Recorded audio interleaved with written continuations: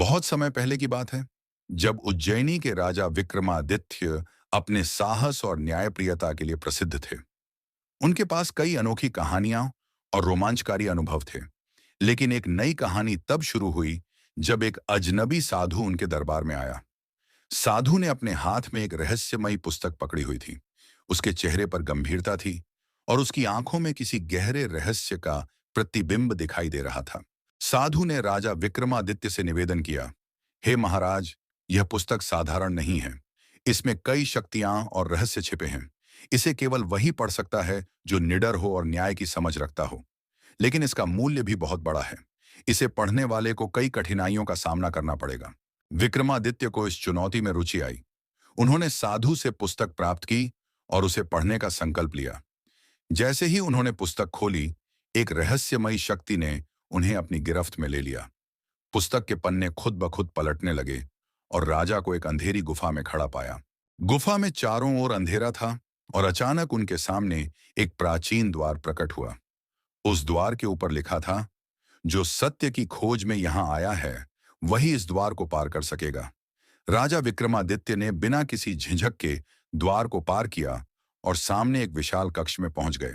इस कक्ष के बीच में एक चमत्कारी दीपक जल रहा था, जो सजीव प्रतीत हो रहा था।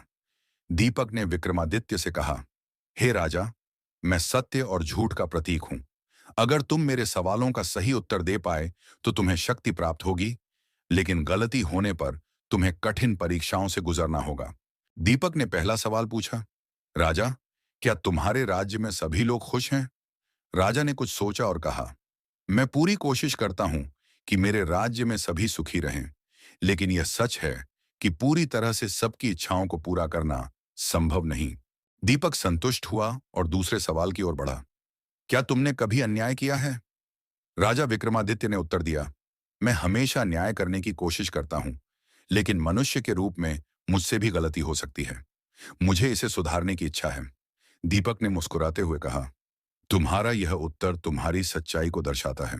दीपक ने तीसरा और अंतिम सवाल पूछा, क्या तुम जीवन का सबसे बड़ा सत्य जानते हो? राजा ने विनम्रता से उत्तर दिया, नहीं, मैं अभी भी जीवन का सत्य जानने की खोज में हूं। इस उत्तर पर दीपक प्रकाशमान हो उठा और अचानक एक शक्तिशाली आवाज गूंज उठी, हे राजा विक्रमादित्य, तुम्हारी सच्चाई और ईमानदारी ने तुम्हें योग्य साबित कर दिया है। इस प्रकार राजा विक्रमादित्य को वह पुस्तक का रहस्य ज्ञात हो गया और उन्होंने उस ज्ञान का उपयोग अपने राज्य की भलाई के लिए किया। उनके राज्य में खुशहाली और समृद्धि लौट आई। इस नए अध्याय ने राजा को और भी महान बना दिया और उन्होंने यह सीख ली कि सच्चाई और आत्मचिंतन ही असली शक्ति है।